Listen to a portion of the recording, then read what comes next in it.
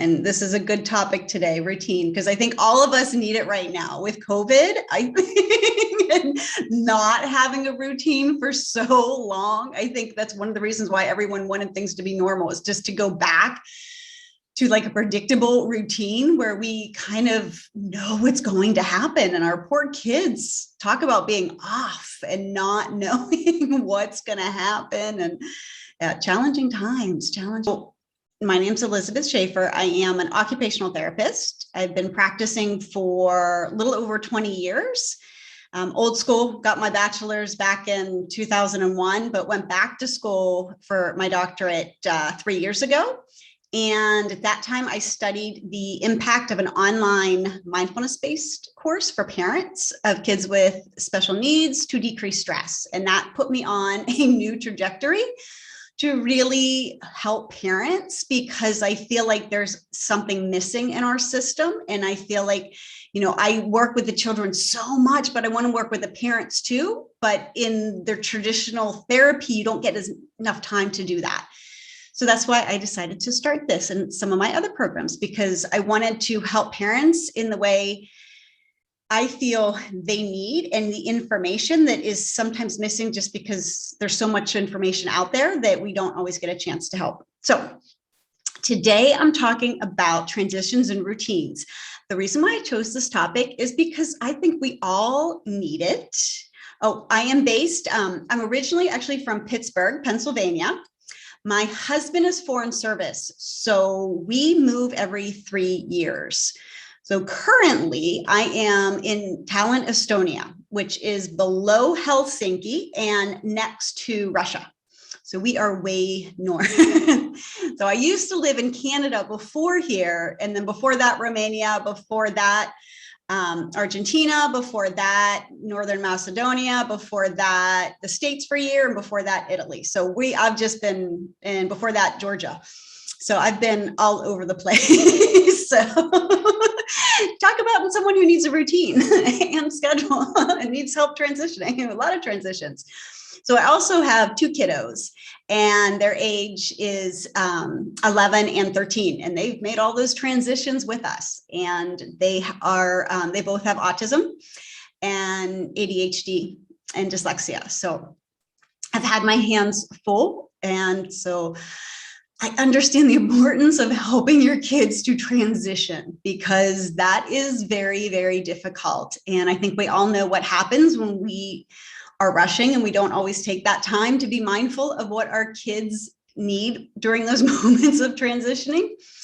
But we're going to start today talking about routine. Okay. Yeah. And I don't have slides today. I know normally, Serna, I do have slides. I did not make slides, but what I will do is at the end in the 2 weeks, I always send that webpage. So I will have all the key points that we cover today on there. So you will have that. So routines and transitions. Why did I choose this? Because routines really do, my ultimate goal is to help people stress less. And when you have a routine and you're following it, that usually equates to less stress for us as parents and our kids. So that's why I really strongly believe in routines, but I know they're not always easy to follow. So that's why I wanted to have this discussion today, to talk about the benefits of routines, but also how can we have a routine and stick with it and get our kids on board? How can we overcome some of those obstacles we have with routines? So just to clarify, there's a difference between a schedule and a routine. So a scheduling would be like at school when the kids have a schedule that they follow all day. A routine is where it's steps that you complete to complete an action. So it's to complete steps that are done within the schedule. So that would be a routine in the morning, right? Your morning routine. You get up, you eat breakfast, you brush your teeth, get dressed, So before I go into routine, I always like to say the benefits, because I don't like people telling me I should do something unless I know why I should do it. Because to me, it doesn't mean anything unless I'm motivated and have a strong why. Otherwise, I'm not doing it. So some of the benefits of having a routine for ourselves and our kids: less mental energy expended. I don't know about you, but I need all the mental energy I can get for my kids. And so when we have a routine, it's less we have to think about, right? Because we're like, okay, this is next, this is next. So having a routine helps. And same with our kids, less fights. Because if you have a routine, your kid's expected to do that routine. You're not arguing because they're trying to bring in that electronics in the middle of it, right? You're like, nope, this is the routine. So you have that scapegoat where it's not me. This is what we've agreed on. This is a routine. This is our steps. Better time management because you have everything scheduled. Making sure important things get done first. Like I said, so you're not battling the kid who wants to do all those 5 other things that are more fun than what he has to do first. Better sleep, because we're going to talk about AM and PM routines. Less stress, like I mentioned. And it helps your kids to feel safe and secure because of predictability. Think of COVID right now.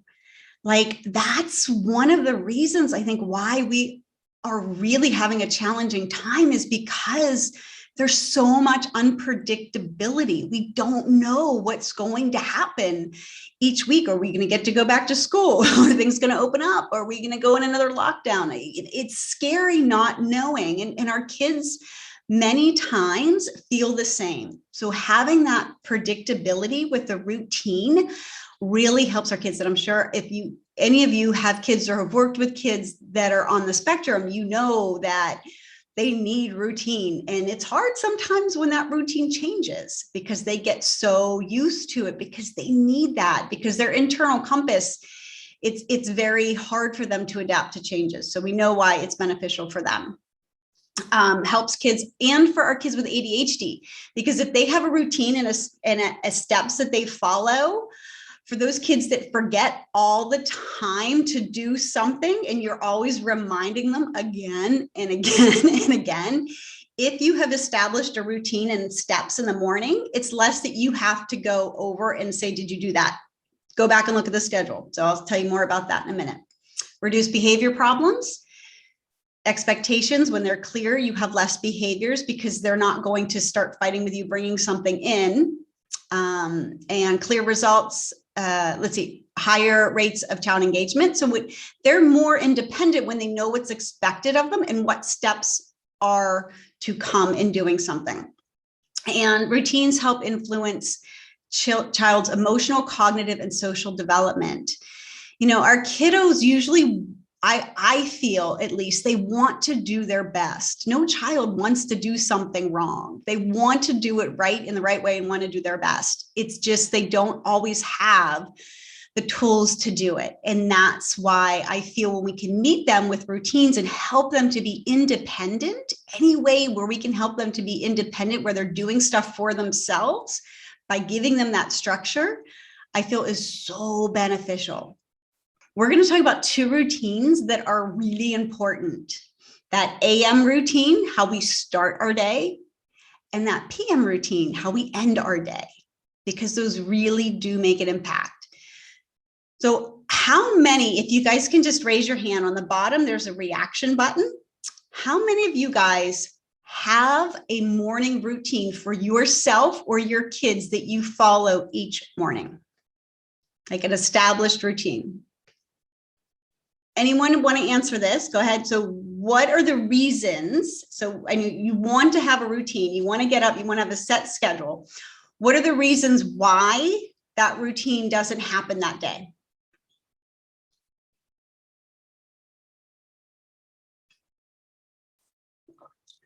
I can give you a reason from work schedule, holiday time. My mind just goes in other places. I get distracted. Something comes up, my kid needs something. Normally my routine is I go straight and do 10-minute stretching before I face anyone in the world, because I need those 10 minutes just to get in my body, just to wake up. And okay, great, Rena. Yep. And so I, you know, that if I can easily, it's called boundaries. Sometimes I lose those and I can easily get off my routine if someone comes and jumps in and I jump out of my routine. Life, yeah. Yeah. Great, all good answers. So routines are great. They don't always happen, but if we can start and usually keep that one structure and keep to it as much as possible, other activities, great. Okay. So let's talk about morning routine for kids. So, and holiday schedule, we're in summer right now. So I don't know about you, but my kids have no routine in the morning because it's summer and they just need to have time off and they need to like not have to follow anything. So I respect my kids' need for just being kids and being summer. And so we don't have any obviously routines in the summer, but they will go back to school and we'll start the routines a week before because I don't want to battle the getting up and the routine at the same time I'm battling getting everyone ready and out the door. So we usually start a routine a week earlier in the morning, steps getting ready. Like I said, my life is all about how I can make it easier and less stressful for me and my kids, because my kids like me so much more when I'm not stressed and I'm happy and I'm having fun. So we do that a week earlier. So morning routine, it's expected. They get up, they eat, they go take a shower, they brush their teeth. I help them where needed and they come downstairs. And then if they have extra 20 minutes, they're allowed to watch TV, but within 25 minutes, usually everything stops, we get our stuff ready. So I have a set cut off time for watching TV or doing anything like that, because I know they need that 25 minutes to get everything else ready to make sure they're out the door and they're calmly waiting for the bus. Because I've lived in a space where they haven't calmly waited and we're grabbing the books and my kid's forgetting this and I'm running late and then the kids are getting late and then we're all off for the rest of the day.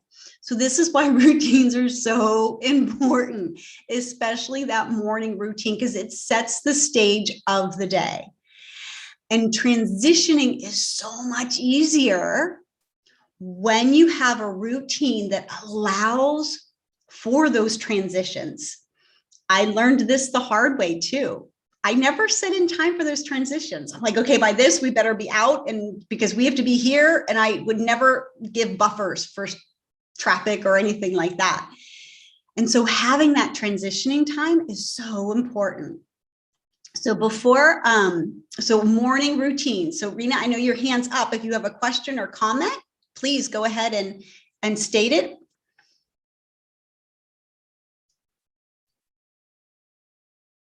Nope. Okay. Okay. So does anyone have a question? So I hope I give you a couple tidbits of that. So start practicing routines before school starts. I don't know where you live if school has already started, but that's a good thing to do in the morning is start at least 4 days and sleep routine, because it's a bear if your kid is so used to going to bed at 11:30 and waking up at 10 and then switching it that day when school starts, it's a bear. So I always start our routines that they have to be used to a week before to give them time to transition for school. Because school's stress enough starting the first day of the school. So how I can make that, yep, verbal prompts, great. So and so how we help our kids with routines, because every kid's different. I have used, so this is a board for my older kids. This is what we use.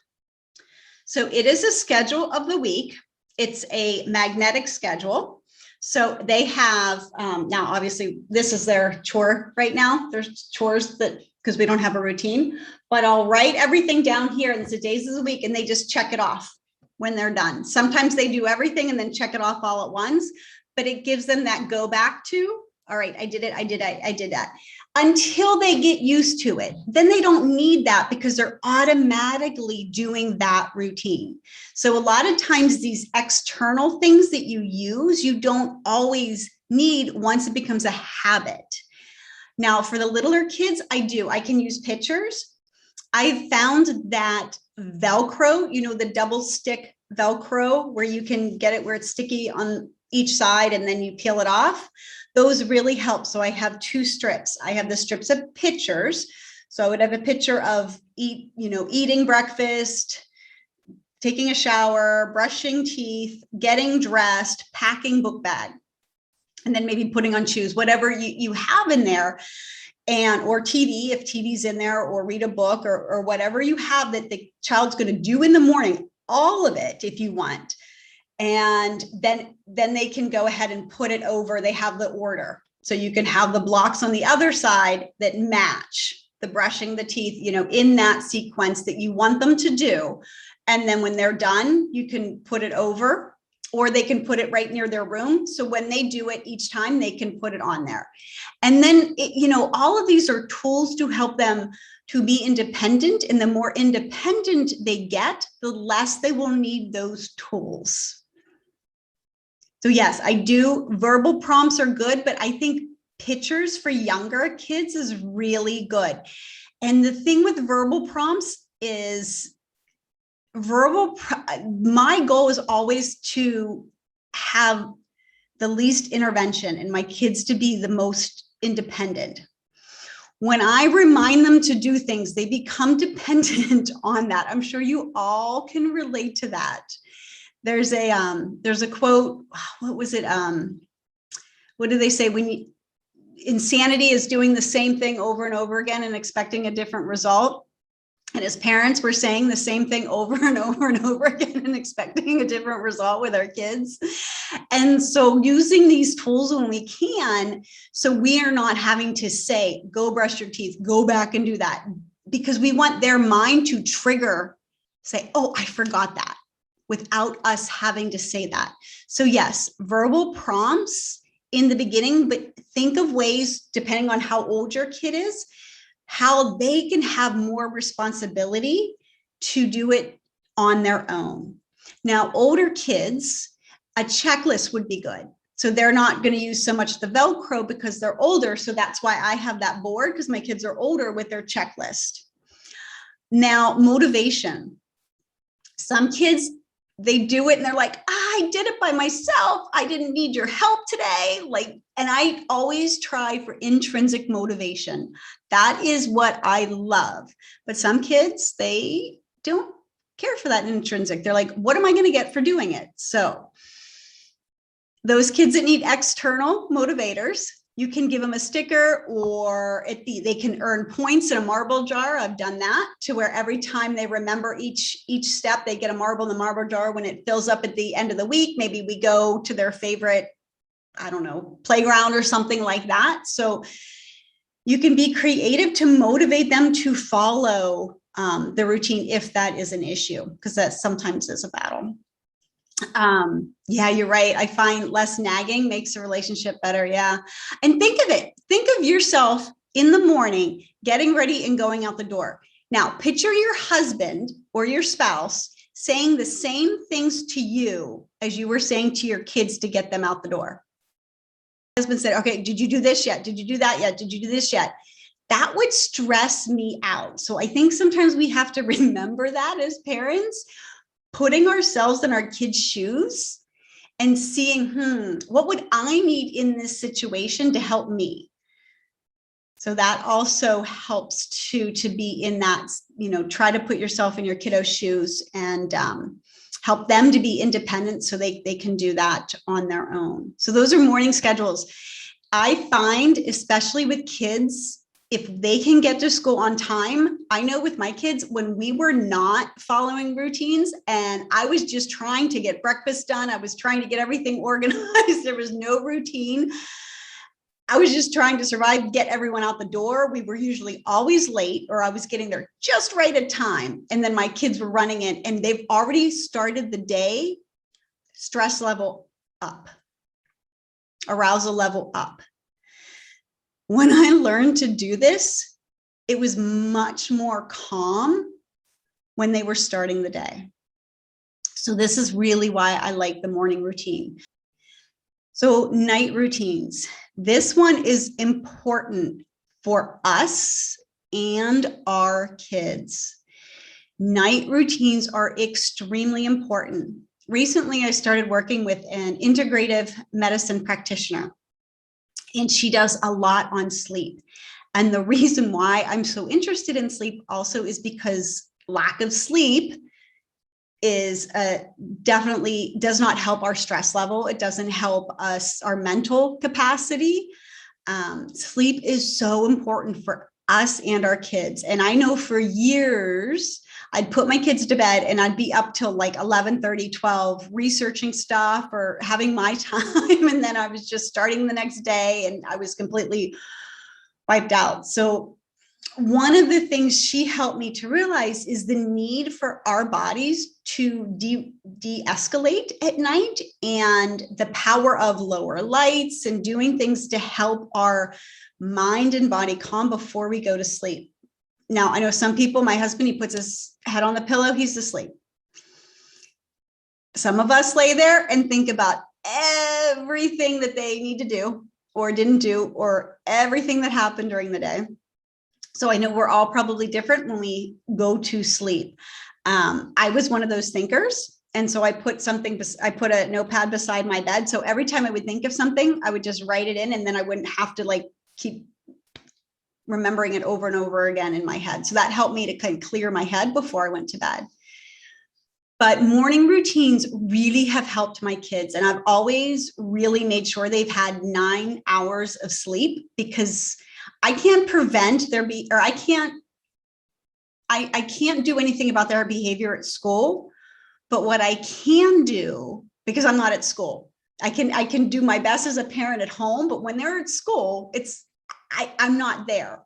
But what I can do is make sure they get enough sleep, they're rested, and they're ready to go. So sleep has always been something I've done.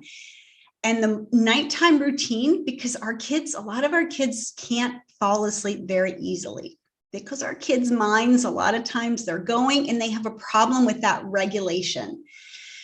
And so either they're going and crash, or they're having a hard time settling at night. I have both. I have one that just crashes and goes, and I have one that just cannot fall asleep.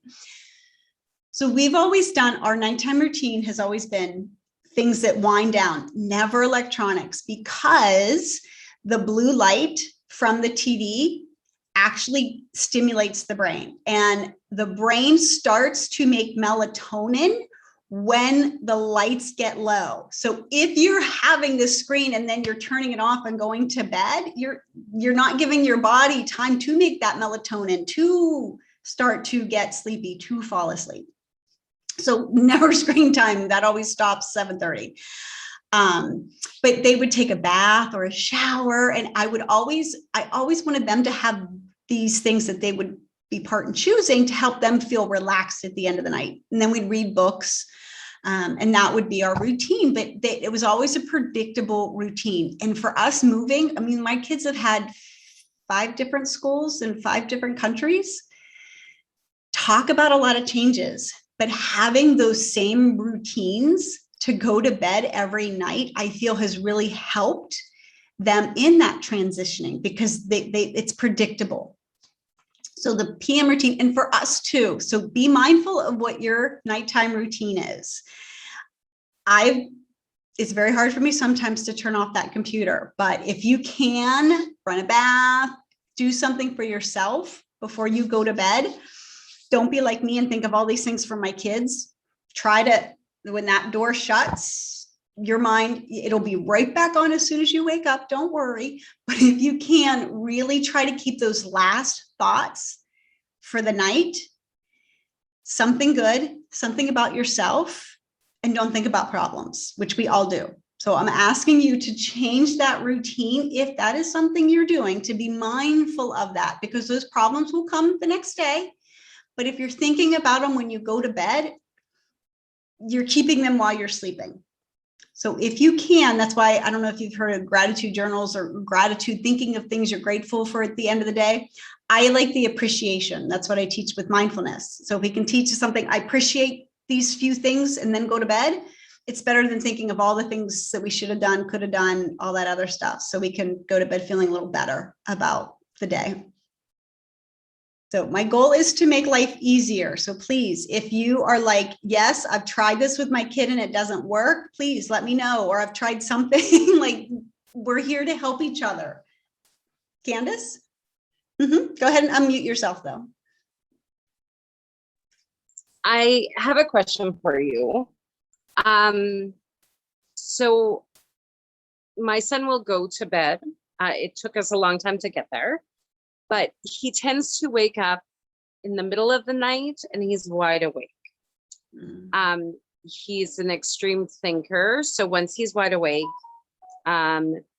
it's really hard to get him back to sleep. Do you have any pointers? I've worked with lots of people, and there doesn't seem to be a significant answer to how to make him feel like it's not daytime. I should tell you, he's 8 years old. This has been an ongoing issue since he was an infant. And some nights he sleeps great, but a lot of times he likes to wake up. Like I said, it's usually about 3, like clockwork. And when he gets up, he feels like he should be up for the day. Sometimes we can get him back to bed. A lot of times we can't. Okay. And then when he wants to crash is usually just before like school, because then he's finally tired. Do you have any suggestions or thoughts on that? Yeah, I'll definitely give some thoughts that I have. And if anyone has any thoughts to add, please go ahead. So yeah, we've had that too. I understand where you're coming from. My youngest or my oldest son would do that. My husband and I, we would take shifts from 3 to 5 or 3 to 6. By the time we're ready to go to work, he is, ready to go back to sleep. I wish there is something to the time that kids wake up or people wake up in general that, like I said, my friend who's an integrative medicine practitioner, she always asks what time they wake up because there's something to that metabolically. What time's your child going to sleep? Usually by like about 9:30. Okay. He used to be a very late, like he used to run on 3 hours of sleep. So he would go to sleep really late, be up. And so he used to sleep about 3 hours. Now we're doing much better. We do know that like if there's significant anxiety or even activities going on, that those are the days that are going to be worse for him. Okay.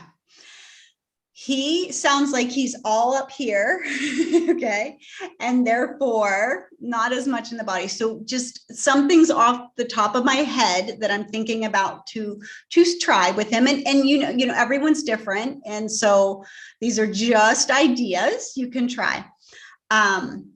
Calming to help him in his body calm down. I love rockers, kid rockers where they can sit with their butt in it and rock. I love those. You remember that those chairs are kind of padded and they kind of look like a check mark.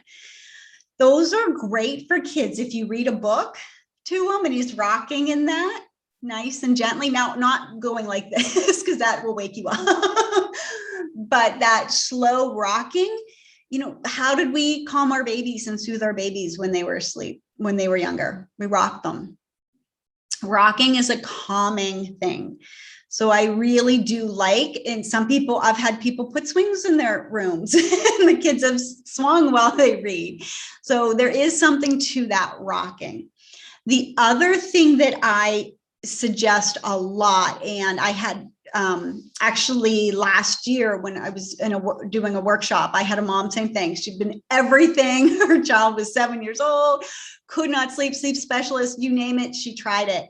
And she actually, one of the things that really worked for her, I put on music because the brain is going. And normally these kids, so you have different brain waves, and the delta is when you're sleeping. It's that lower frequency.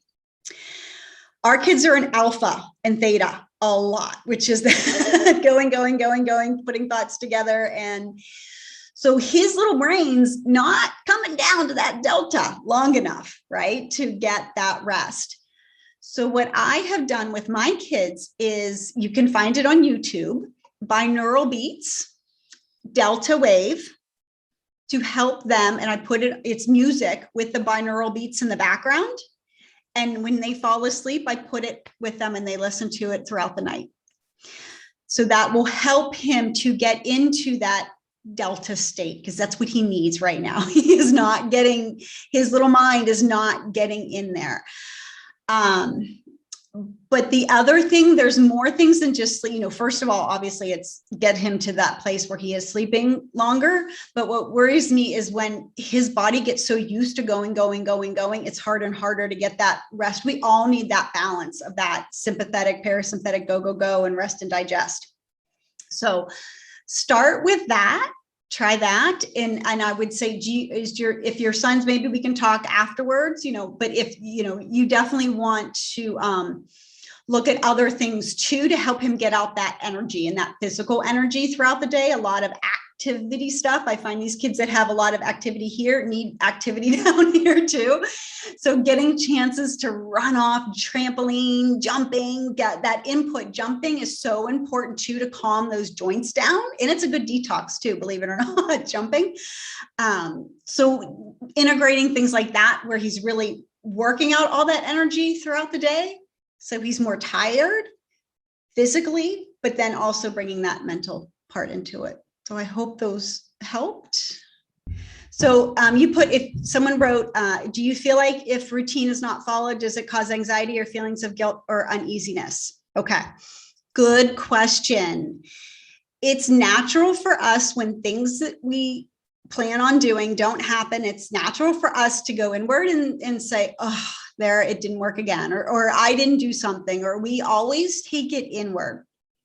One of the biggest things that I am a proponent of is giving no more reasons for us to feel guilty about things or ashamed of things, because we do it so much to ourselves.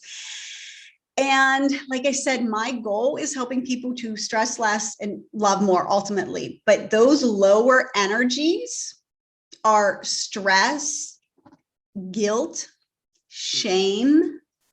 And we often as parents tend to say things to ourselves or feel this way when things happen. We reflect it on ourselves.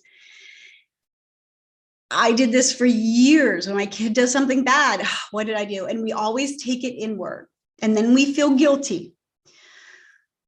One of the things I really work with parents is to try to get out of that habit, because it doesn't help you. It doesn't help your kids. So when routines don't happen, say, didn't happen this day.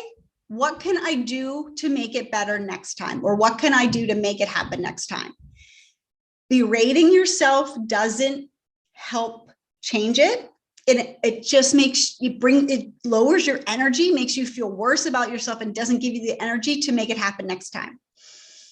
So yes, definitely sometimes that happens. We feel guilty or uneasy or anxiety. But you know what? It's just one moment in a huge lifeline. So we can't really, don't take those moments to heart all the time.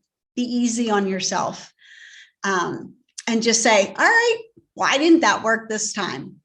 Okay, why it didn't work? Well, because I gave in to my child on this, which I've definitely done. So, okay, next time I'm going to make sure that I stick to the schedule. See, so you just put it into why didn't it work? Take yourself out of it. Say, why, what didn't I do? Just say, why didn't it work? Look at the whole situation and then try to change and start it different the next day. So please, yeah. But good question, good question. Okay, so I'm going to talk a little bit about transitions, because transitions, like you said, transitioning for bedtime is definitely, these transitions can be hard for our kids, especially when we're asking them to do something that they don't want to do and leave something they want to do. Like, who wants to do that? So it's obvious why transitions would not be, something that our kids are going to like or do well with, because, so we know that when we give kids time frames and we give them, okay, 5 more minutes and then the TV's off. I'm sure everyone said that before. Those are good, but we have to make sure we're always, if we're doing that, try as much as you can to always follow through. Don't say, okay, 5 minutes more. Okay, 5 minutes. Once you open that door to extending something with the transition, they're going to be like, okay, how much more can I get? So that is one thing we really have to be mindful of, is this is saying what we mean and meaning what we say. Not always easy to do, but it's something that if you can try to do. So when you say, okay, 5 minutes and TV's off, I'll come over and we'll turn it off and we'll go, I'll help you upstairs to bed. And then when the 5 minutes comes over and he starts, oh, just 5 more minutes, 5 more minutes. Say, no, I said 5 minutes and we're going to go up. You can watch it tomorrow. So try to be, and I mean, there are times obviously when if you want to let them have a little bit more, but you have to understand the more we give in and go back on what we say, the more they're going to try to go around us and get that longer. So just be mindful of that. And so obviously routines help with that transition. So if they know what's next, they know how much time for each thing, then transitions are much easier. So for bedtime, when your child's playing Minecraft, okay, from 6 to 7 is Minecraft time. From 7 to 7 to 7:15 is shower. Do you see what I'm saying? So maybe bringing that routine at night will help with those transitions, because he knows this is how much time, and look at, I'm getting so much more time for Minecraft than all the other stuff. Sometimes that can help with those transitions by having a routine. And the warning and offering choices. A lot of times too, when you're told to do something, what is your reaction versus when you are asked if you want to do this or want to do that? Most likely you're going to be more favorable to having a choice in what to do rather than being told what to do. I know this is counterintuitive for parents because we tell our kids to do things, but when they, we want them to be independent. We want them to make good choices. So by giving them the choices, do you want to brush your teeth first or do you want to take a shower first? They take ownership of that routine, then they have power. I chose that. So if you can give your child, obviously you're going to put everything you want. You are calling the shots, but you are allowing them some independence in there where they place it.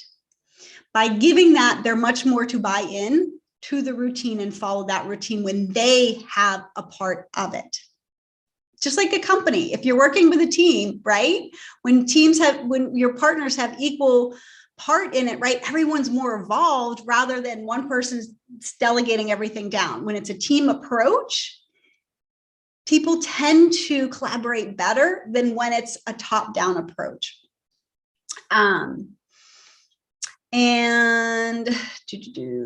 So when they know what's coming, that's why the routines make transitions easier.